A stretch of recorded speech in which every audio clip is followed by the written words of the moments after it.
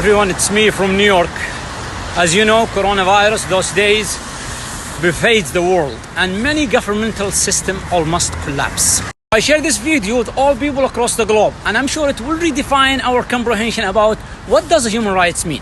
And here, United Nations, where many independent experts, special rapporteurs highlights the human rights violations and naming the countries that violated the human rights. Amid this pandemic, let's go over the humanitarian work and see how countries responded to their nation's need. Let's start with the UK. British people got stuck abroad with no help. Old British nationals stuck in the airport after Emirates cancelled the flights and said they'd have to stay in Bali for 3 months. The UK embassy in Kuwait said, no financial assistance, go to charities. There's no fruit, there's no vegetables. You just need to stop it. Let's move into Canada. Businesses call for subsidies, and the outside, many Canadians got stuck abroad. And by the way, the Canadian government last year arranged the travel for Saudi teenager fleeing from her family. Thousands who are stuck abroad looking for help from the government to get back to Canada. There's about 1,000 Canadians that are here struggling to get back, trying to find ways, reaching out, and nobody's willing to help. Okay, let's move on to Spain. They are asking for humanitarian assistance. Necesitamos ayuda. Leganés se está muriendo. No hay sitio en el hospital. Esto es una vergüenza a nivel nacional. I'm in from Lyon, France, in the line in front of the supermarket. And now I'm here. Wow, it's not easy to find what you're looking for. In the US, let's start with Sanders' tweet about human rights. This system, the system of capitalism where profit matters more than people, is so damn sick. And the coronavirus is showing us all its symptoms. We need where everyone is guaranteed free, high-quality healthcare. Many businesses are closed, so the working class people lost their jobs.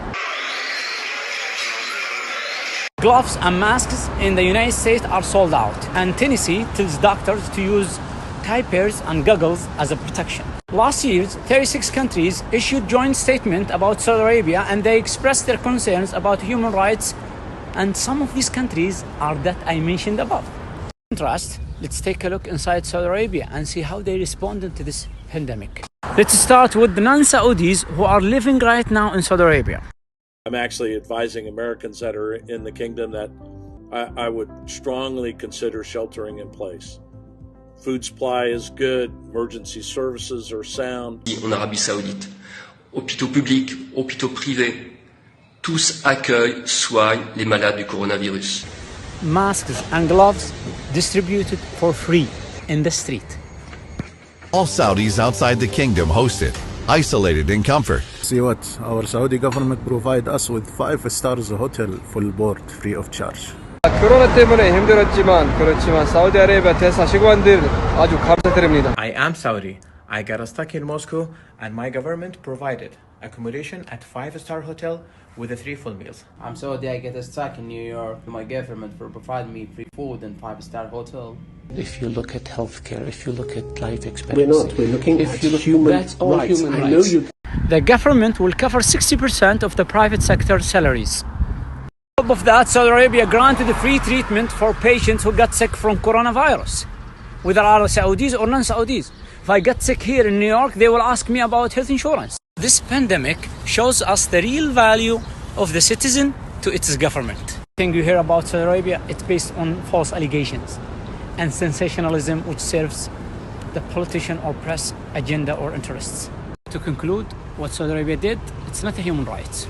It's something more far away from our comprehensions, something called fatherhood, which is mutual respect, love and care between the government and its people. And this should be taught next year here as a role model in the United Nations. Thank you.